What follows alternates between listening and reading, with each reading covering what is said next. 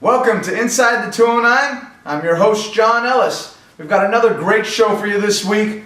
We're going to start off with Jesse Cerna over at In Shape March Lane. He's going to be talking about some plyometric box jumps, a lot of core stuff going on there, a lot of explosion stuff going on. Then we're going to throw it over to Encore in the 209 with Jose Diaz. Now, Jose Diaz, you're not getting a lot of wins right now in the round of 16s out there on the RT, but man, are you good on the mic. Talking ceiling balls. Jose Diaz showing us a little bit of drill. Then we're going to throw it over to Markie Rojas. Markie, you're going to see, he's on this platform doing a lot of core balance work while working the ropes, these heavy ropes that you all are seeing at the club. Man, it's awesome looking. Markie, what you're doing in there, it's going to take you a lot of places here. Semifinals this last event. Good times for Markie Rojas. And then, of course, we got my father here, Dave Ellis. Welcome, Dave. Thank you, sir. Nice. Fun to call you Dave. I can call you sir, too. I mean, hey, you're running this show here. Well, actually Nick is, but you know, it's good to have my dad here. He's the United States national team head coach. Long history in racquetball. He's been playing racquetball for, I believe, 38 years now. So we'll talk a little bit with Coach Dave Ellis here in our final segment. We've got a great show for you, so make sure you stick with us here on Inside the 209.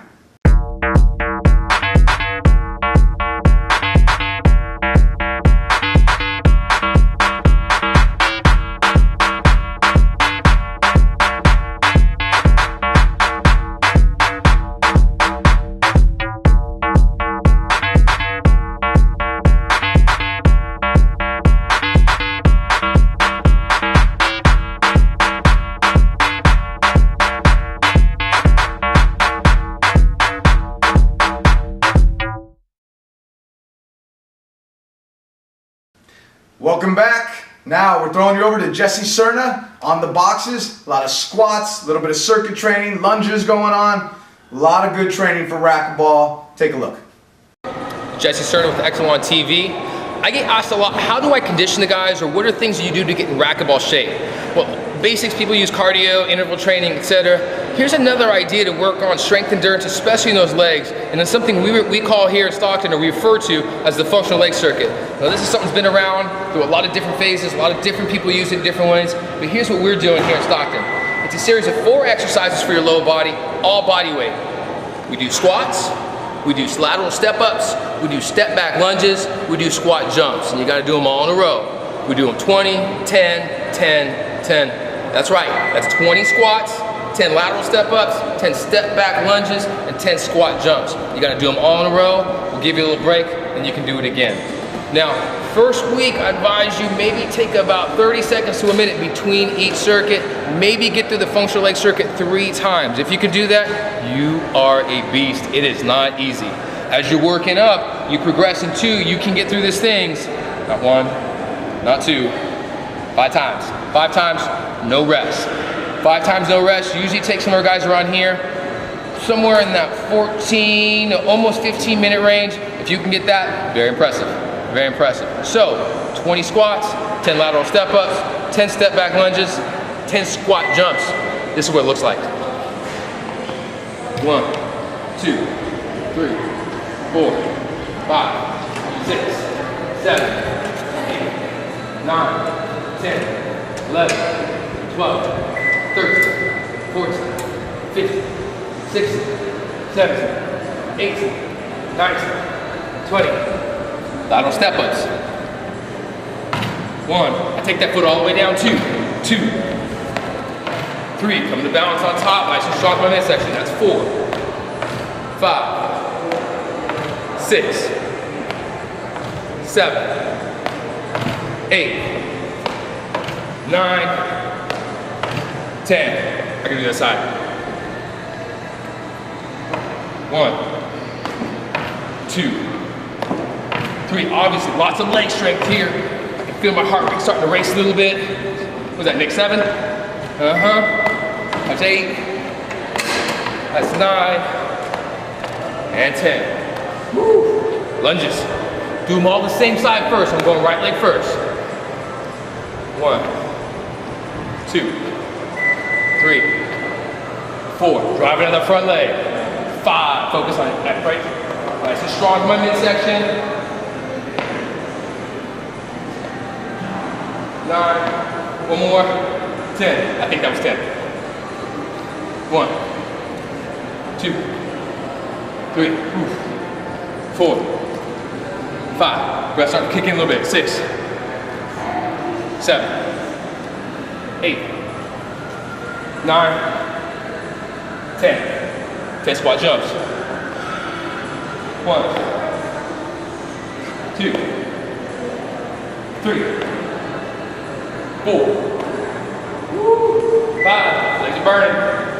6, 7, 8, 9, 10.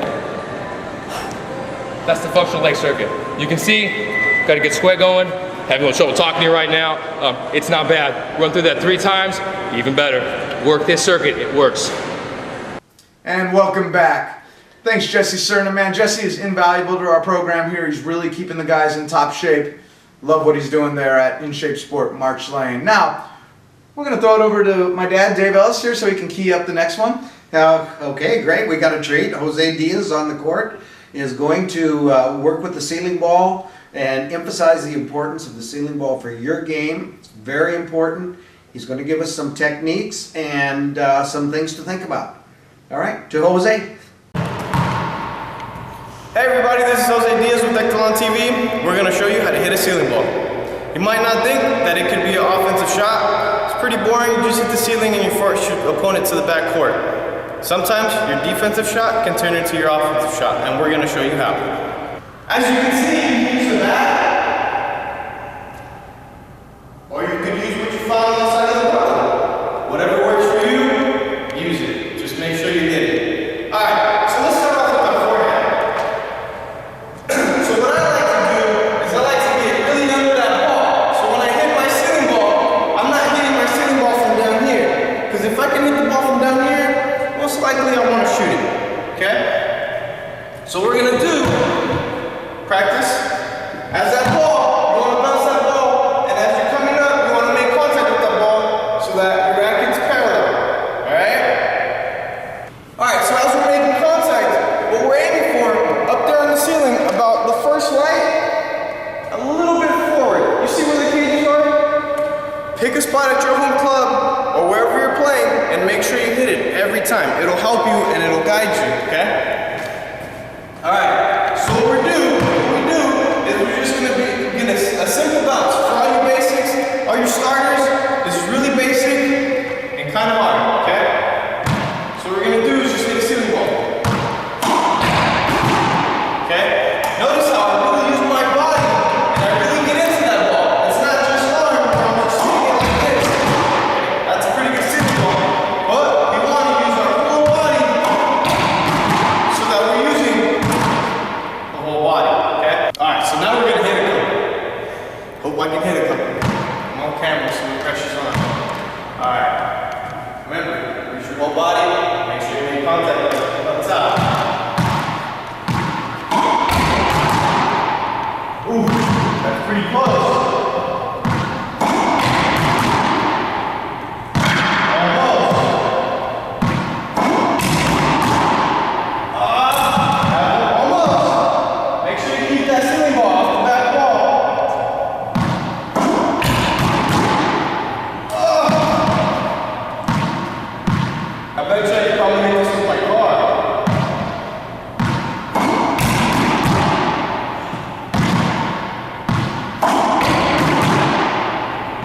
As you can see, it's a lot easier said than done.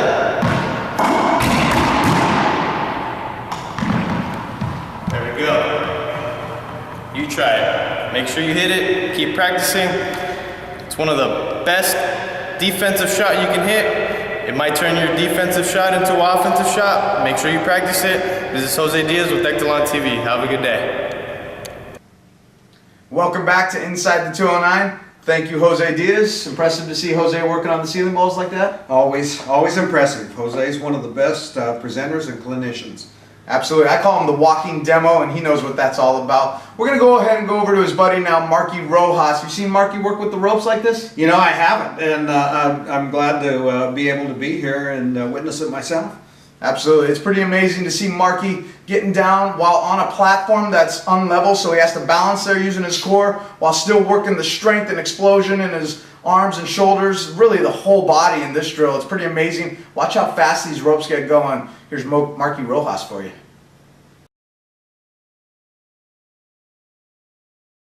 What's up, everybody? It's Markie Rojas with Ceeling TV. So today we're going to do the long rope drill. So what we're going to mainly focus on in this drill is actually trying to get on the bolster ball. You can use both feet or you can even use one. Today I'm going to just use one because I like the more intense workout. You feel it more in your core area as well. With this rope, you build endurance within your shoulders and your back. So when you're doing this workout, think about having your core intact and strong and stable, and also your shoulder blades back. And while you're doing these drills, you want to create a wavelength where you're doing not just this, but make sure your elbows are intact as well, but you're also doing, so you're doing a three motion or a three wave drill through this. So let's do this. Ready, Nick? Let's go. 1 foot in, squatting a little bit, shoulder blades flat, shoulder blades back, and let's go.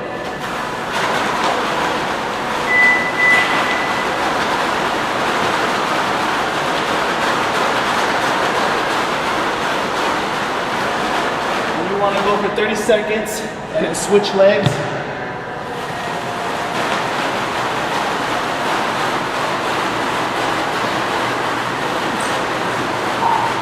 You want to continue this. This is a really intense workout. You'll be sweating, you'll be out of breath like I am right now, and your core, your shoulder blades, your shoulders, everything is going to be on fire. So try to do this workout, get this in, and I promise you, you'll have a lot of success with this workout, and you'll also see a lot of results if anybody wants the perfect body as well. So this is Markie Rojas with Ceeling TV. I'll see you later. Welcome back to Inside the 209. Hopefully you've enjoyed some of the segments today. A lot of good knowledge there from Jesse, Jose Diaz, Markie Rojas. We're going to have a good time now, and I'm going to have a conversation with my father here, and this is unique for me. You know, knowing most of the answers that I'm going to receive here is different for me as the interviewer here, but hopefully out there for you, you get a little inside knowledge on our family's history in racquetball, and then just the mind of a great coach here and my father, Dave Ellis. Dad, welcome to the set here. Thanks, John. I appreciate the invitation and look forward to our chat. Well, let's get started. I mean, you know, we got started in racquetball in 1975. I was born in 1972. You married my mom, I believe, in 1970. Yeah. So tell us a little bit about that first moment, finding racquetball in 1975. Actually, there was an old beat-up court at the University of Pacific here in Stockton, and I was riding with my brother-in-law, Dave Apodaca. We were on bikes. He said, "What's this?" Anyway, and he knew he had played some racquetball, and so we went in, and he said, "Hey, this is a racquetball court." It didn't have a ceiling; it was just a Quonset hut, and so we went and we bought some wooden rackets and went in, and I beat him the first time I played, even though he had lots of experience. So I was hooked right there. I said, "Hey, this is something. I want to compete in something." You know, I'm at that age where I'm looking for sport, and I was hooked. No, 1975. How old were you at that point? How old was I in 75? 31. Okay, and I'm 3 years old at that stage. Right. You know, what other sports had you played competitively leading into, you know, that stage of your life? I love basketball. I played basketball in high school. I got some splinters here and there all throughout my high school basketball career. I did play varsity. Started about half the games my senior year. I played baseball, and great. Those were the two that I concentrated on. And then before we get to the racquetball part, you know, after high school in Riverside, or actually in Corona, Right. California down south, most people don't realize this is a Southern Californian boy originally. Even though I'm a Laker fan and a Dodger fan, you know, there's deep roots there. Yeah, absolutely, and I carry some of those same teams as an only child to you. You know, what were you doing for workouts at that stage right before 1975? Well, I put on some pounds, and I was, you know, looking to get in shape. I started to jog and started to ride bicycles, and then found racquetball, and wow, that was just a lot of internal motivation right there, because I was losing to some guys, and I said, hey, if I was in a little better shape, I could beat these guys.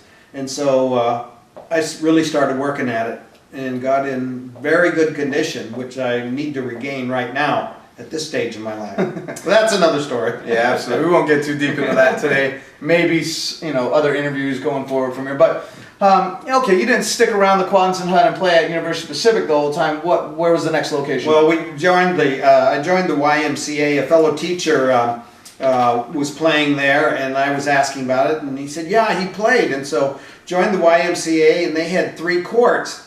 And then at that time, your mother was doing some teaching in the afternoon, so I would pick you up and I'd take you there, and then we'd work here and there on stuff. Sometimes I'd put you in the court and say, I'll see you after the next game. and then show up and we'd hit some balls, and that was it. That's how you got your start. Yeah, I mean, those are my earliest memories in life. You know, Yeah. it's crazy that the racquetball memories are my absolute earliest memories in life, and most of them consist of looking down from the second floor onto the court watching you. A couple of them have memories of a guy laying up looking up at me on the ground with blood on his head because he just got hit by a bandito or something. Right. In those days, at the YMCA, heck, we didn't know anything about hinders and avoidable hinders or anything. We took off our About shirt. eye guards. We had eye guards. Okay. We took off our shirts and went in there, and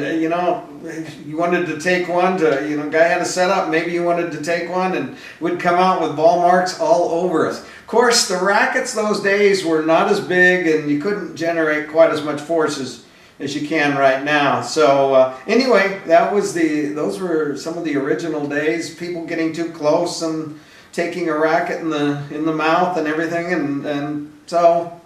That was it. What was your first? What was your first racket that you used? First racket that I used was a wooden racket that I got from a store called Jimco here in Stockton. Second racket after you got out of the wooden Second stage. was an Echelon metal racket, and I don't know what I was doing. I took that grip off that was on, and I put this weird kind of tape grip and adhesive tape, and that was the second racket I used. I used that quite a while, I think, until I think I had a bandito in there maybe, and then I found the 250G, and that of course was a breakthrough in the racket technology, and went to the CBK after that. We'll get back to that Echelon part in a quick second, but before we get there, let's talk a little bit about some of your earliest memories as you start to play tournaments. I mean, what are some of the fondest memories you have early on? Playing, just playing, I don't know, I got hooked. I went to Sacramento and I played in the C's, and I won that singles division. Then the next week I played in the B's in Stockton and I won that, and then I went to Tracy and I played in the Tracy Open in the top division, which was just the A's in this one. I don't think there was prize money, but I won that, and all of a sudden, man, was I hooked. I was on the tournament trail. I loved it. So are you saying you won 3 of your first tournaments in racquetball? Yes, well, 3 of these first out of town tournaments. So that was, that's enough to get anybody going on it. Let's jump forward just a quick second. This just came to mind, but your greatest all-time tournament victory is? Oh man. Of course, there's only one in my mind. Actually, there's 2, but the main one is I beat Rick Farron for $500 in Super I don't think it Bowl. was that much. It wasn't? Okay. Like $326 or something like that. They prorated Well, it. yeah, I guess I was adding the doubles, but it was I can remember it was 1982 Super Bowl Sunday, and because I remember we were so happy afterwards. And who was it? San Francisco playing Miami, Yeah, and your mom was so happy. She was on the table dancing, we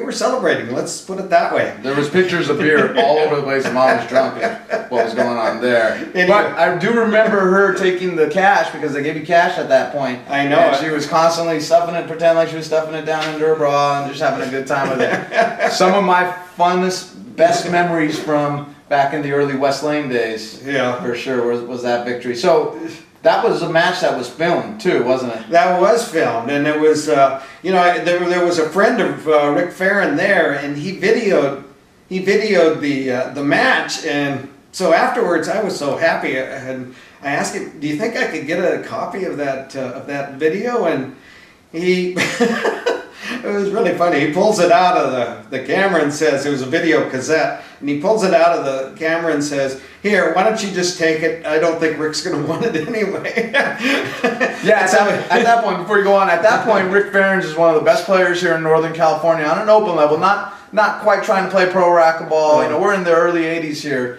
And he was a young man, you know, probably only in his early 20s. I think so, yeah. And you're in your late 30s at this stage, and so what a victory it was for you. I mean, it was memorable he didn't expect you to be able to take him, and you took him down in that tiebreaker. Yeah, it was great. And then just a little story about the video is that I think we went to a junior national somewhere. We came back, and the door was open, and I said, uh-oh. When we walked in, we'd been broken into. Nothing was really messed up. They took the video recorder, and you see that video, I just love the video because I'd come home from school after teaching, and I might be uptight or anything, and I'd pull the video, I'd put in the video, and I'd watch that tiebreaker one more time. And of all things, when we came home, we were broken into, and they took the video recorder, and inside the video recorder was that tape. So I haven't seen it since then. Of course, every time I see Rick Ferren, I say, "Rick, please give me back that tape." We had that running joke between us. Oh, there's no doubt about it. Rick Ferren broke into our house and took that tape. I mean, he could have had anything else in the house, but that's all he was going for. You know, back then, Rick wasn't the nicest guy. Now he's one of the nicest guys in the world and a great friend. We miss him here in California. I know, and he's in Florida. Yeah. He's in Florida. He was such a wonderful racquetball person that we do miss him a lot here in Northern Cal.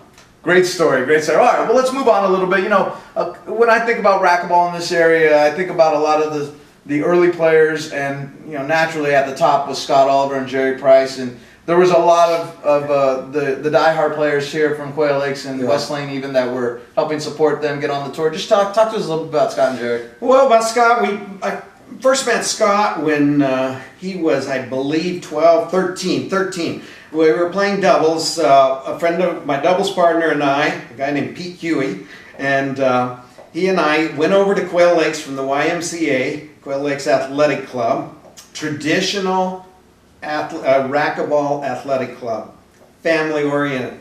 We went over to play, and we played Scott Oliver and a guy named Mike Ryman in the semifinals. And Scott hit a splat shot, and I'd never heard a splat shot before. I'd never heard that sound. And I was convinced that the ball had broken, and I grabbed the ball and said, "It's broken," and no, it wasn't. and so I was a little embarrassed, and anyway, that's when I first met Scott, and we became friends, and we supported him. We worked together and got a group together to send him to the junior nationals when he was 18, and then he and I would play all the time. He would try to help me with my pathetic game, and we got into this thing where we would play games to 11, and he would give me 8 points. And then if I beat him, he would give me 7 points. If I lost, then he would give me 9 points, and we'd keep working on that. Might have been to 15, I don't remember exactly. But anyway, Scott and I have been friends ever since. He's in his 50s now, and every year on Super Bowl Sunday we go to his house for the Super Bowl party, which is always fun. Jerry Price, you know, is one of Scott's best friends. Jerry Price is one of the funniest, biggest characters, natural talents that racquetball's ever seen. He's had a debilitating injury, which makes that forehand a little tough.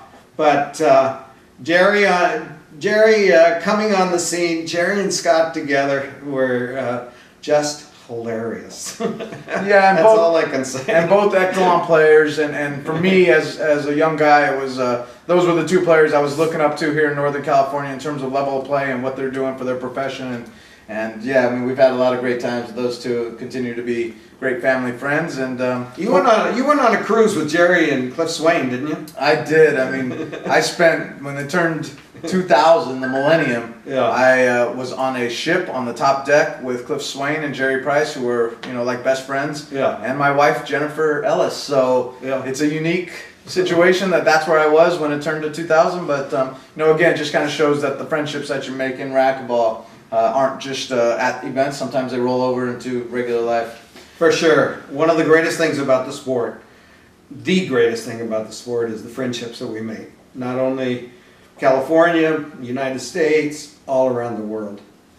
Yeah, let's get back into the Echelon topic again. Now, I know as a little guy, I would be impressionable when I'd go to the junior nationals and come back and I'd see other companies and other products besides Echelon, which at that point I was using Echelon, and I might think about switching over a little, and you'd always bring me back to the Echelon racket and really boss me around and not let me switch. What was it about Echelon that just, had your respect? I don't know. I know Scott Winters was associated with it, and I was a great admirer of Scott Winters. We had a nice relationship because he was running the Southern California Juniors, and your mom and I were doing the Northern California Juniors. So we had some friendly rivalries there, and then of course when we go to the Nationals, we'd take about 70 players just from California, and had some fantastic group pictures and everything. And usually, and Scott and I'd end up at a lot of tournaments together, regular adult tournaments, and he and I would always play, and I don't think I ever beat him, but I came close sometimes. We had a lot of fun, and we'd always say it was something. It was the finals of the Valentine's Day Open, or the finals of the I don't know, whatever. But anyway, I always respect Scott Winters, and just been glad to be associated with him in this respect throughout all our entire racquetball careers. Yeah, absolutely. I mean, Scott's been involved even before I was with Echelon, with past companies that he was with. We've kind of followed him along for portions of our life in racquetball. Yeah. I'll tell you what, for me, the Echelon, when I think about you and Echelon, a lot of it goes back to the products. The 250G, which you mentioned earlier, the CBK. Not that I used the Toron back then, but the Toron, I used the racket called the Quantus. We always just seem to be really happy with the quality of the products, and that rolls over to this era with the Toron that we're using right now. In the past 10 years of rackets that I've been fortunate to be associated with. So we're going to take a quick commercial break right here, and then we're going to come back and talk with Coach Ellis about the U.S. national team and some of the players here in Stockton. So we'll be right back on Inside the 209. My name is Ruben Gonzalez, former #1 Hall of Famer. Been playing with Echelon for 35 years, and this is the Echelon racket that I'm playing with, which is called the Toron, and it's named after me, and this is a racket that everyone should be playing with. Ruben Gonzalez. No.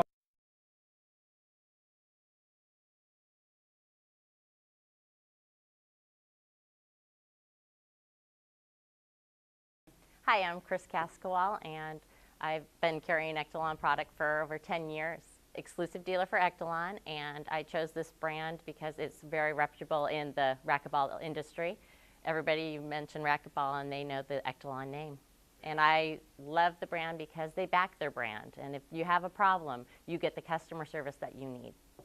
Success I've had with the Echelon brand has been phenomenal. I sell and I play outdoor racquetball as well, and I set up at the national events here in California as well as the national singles event this year and last year.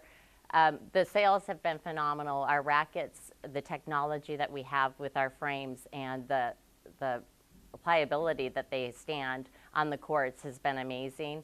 The shoe is amazing shoes. We have the T22 that is the #1 selling shoe in racquetball. It's comfortable. You can put it on and just get on the court and play. You don't have to worry about breaking the shoe in. You can put it on and you play with it. So. The brand for Echelon, for me, in my eyes, stands for committed, loyal, supportive, strength, power. Pretty much wraps it up for racquetball. Perfect. Welcome back to Inside the 209. I'm your host, John Ellis. Continuing our conversation here with my father, Dave Ellis, head coach of the United States national team. You having fun so far? Oh yeah, sure. I always like to sit around and talk racquetball. Yeah, absolutely. There's no doubt about that. If you ever get a chance at a tournament to speak to this man here in English or Spanish, he's got them both. He loves talking racquetball, so feel free. Let's talk a little bit about your tenure as the U.S. team head coach. You've had some time before as the team leader and the assistant coach. Now you've been the head coach 2 separate times. Tell us, how many years have you basically been with the United States national team? Well, 2004 was my first stint as the national team coach, and it lasted through 2008, which was 5 years. And now then I got rehired again in 2012, and I'm on a second stint. For how long? Who knows? Let's see how it goes. Yeah, we never know about that one, but we're having a good time with it. I know you're enjoying it. I know it's exciting because we've got some young players from here in Stockton that could be a part of future groups that you take and teams to international competitions. Right, we've got 3 players right now on the national team: Jose Rojas, Markie Rojas, and David Robert Horn, which we call Bobby. Fantastic. Okay, so what we're going to do here is I'm going to lob a couple of names out to you over your years that you've had an opportunity to coach, and I just want you to comment on them. Take it wherever you want. Don't take it too long because I've got plenty of names here to get out to you. Okay. But, give me some of the good stuff you want me to give you. All right, this is off the cuff now. Okay, so Totally off the cuff here. I'm putting you under pressure here. All right. All right, let's start with Rhonda Racich. Rhonda Racich, what a true athletic talent Rhonda is. Dedicated to the sport. I can't believe it. Once I took her, she said, let's go warm up on the basketball court, and I was feeding her, and she made 19 out of 20 free throws. She's just a true athletic talent and a great champion over the years. Talk a little bit real quick about her dedication to the United States team.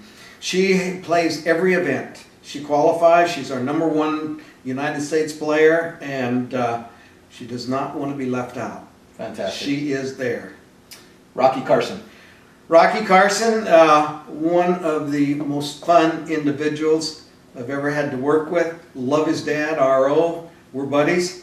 We're not buddies politically, but we're buddies. And Rocky has been there for us at the national team. I love the story back in 2006, actually 2004 in Korea.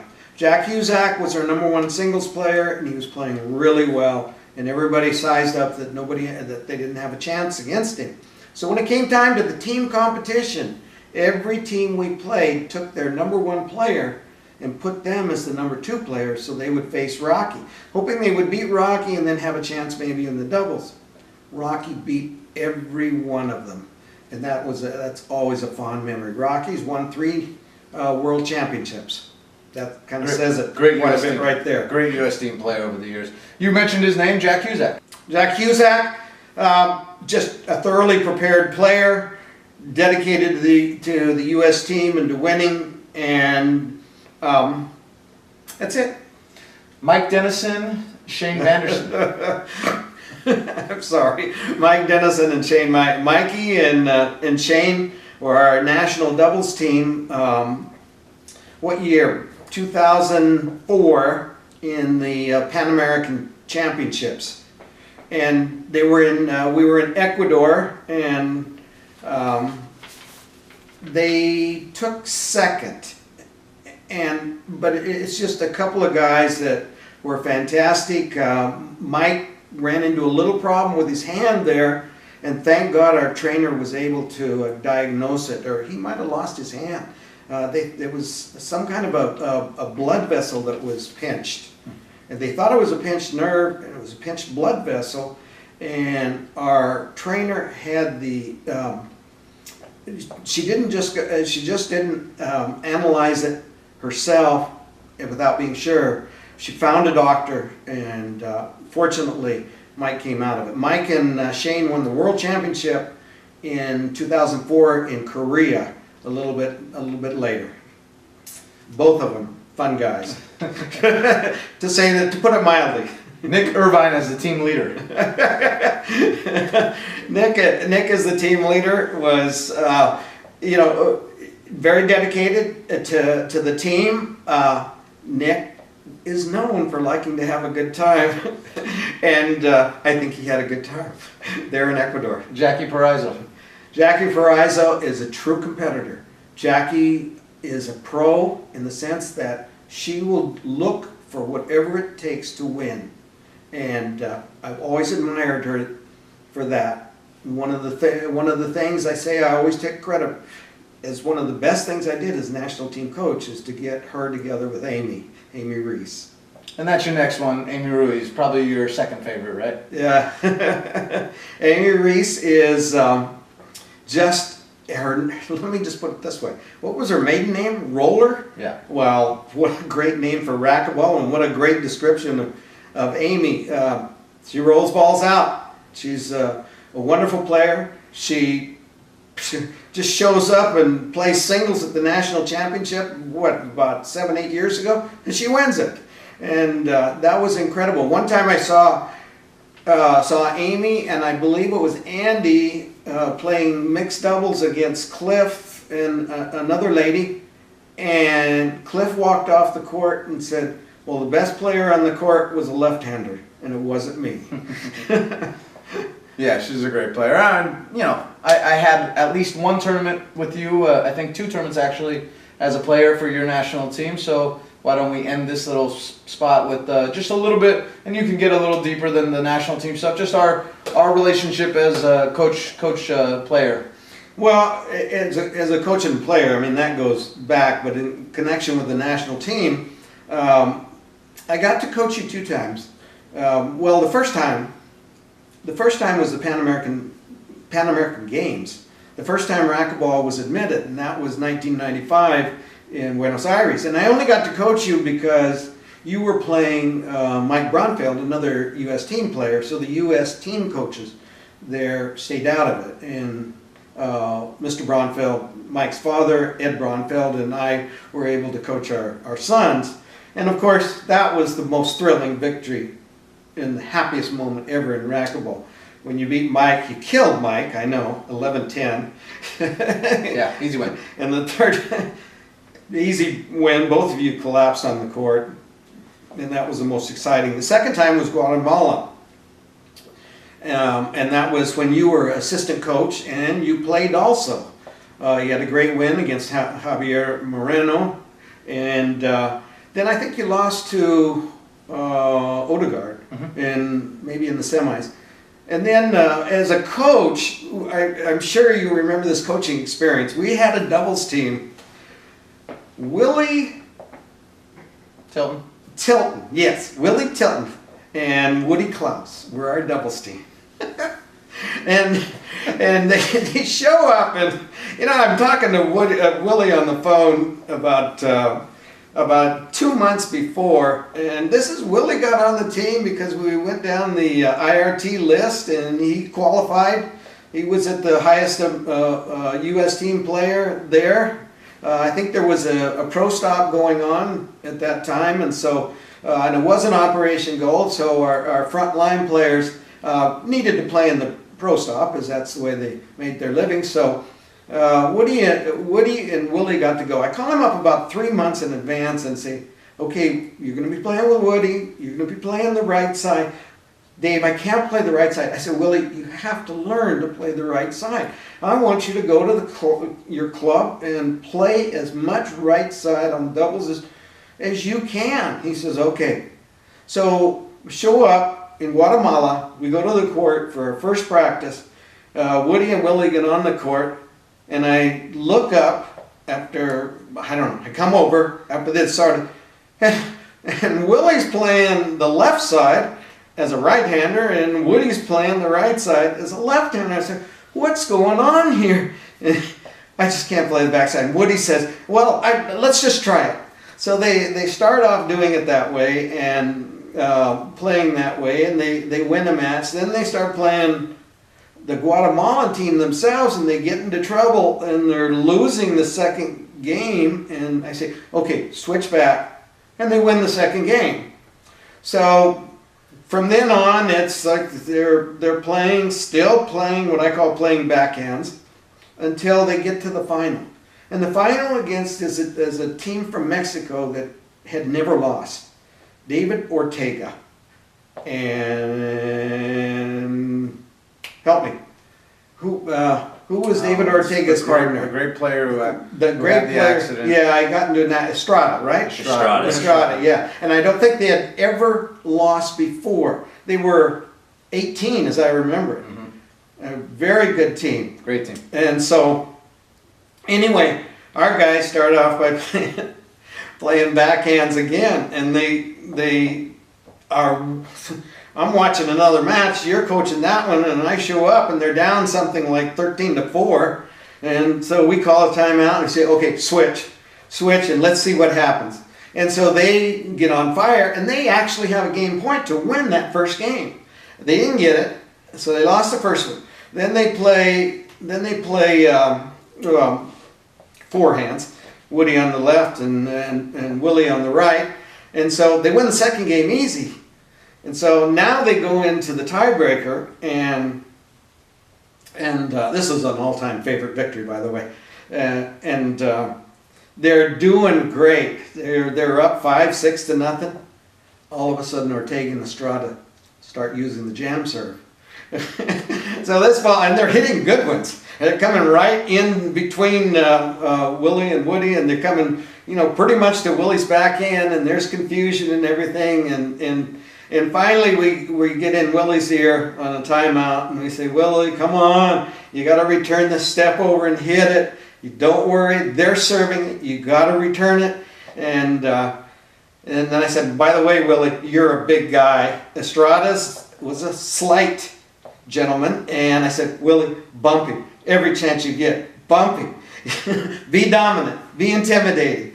And he does. And Willie's such a character. And, finally we got him to do that. And we ended up winning 11-10. Ortega and Estrada had never lost. They grab all their stuff and they take it into the court, and they're throwing it around like it was in a wind tunnel. The rackets flying and everything. Of course, the ladies on our team, including the trainer, they were going nuts. They were doing cheers in the background, and it was just a really cool moment. Out of many cool moments on the national team.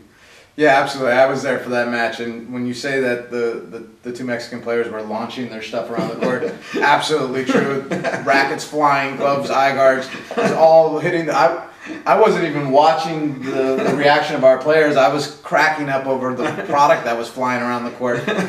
Very memorable. The girls that time on the U.S. team at that point had a lot to do with it, rooting for their fellow U.S. team players, Kristen Bellows, Jackie, Amy, and then our trainer was Tanya. Yeah.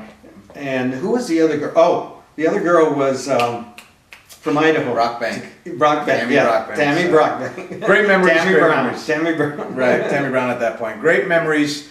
We had one more tournament together where I played in Costa Rica with you, and I think a quarterfinal appearance, lost to Alvaro, maybe got a donut in that tiebreaker. But needless to say, I mean, just fun times being a player on the U.S. team with my father as a coach. I mean, that's not sure if there's been any other situations like that in racquetball here in the United States where it's been a player having a father as a coach. So thank you for those moments for sure, and for taking me as part of the team. So, we're going to cut it right there, and we're going to come back next week. And we're going to finish up this conversation. We got a lot more to go, so we'll do Volume 2 with Coach Dave Ellis next week here on Inside the 209. Thanks, John.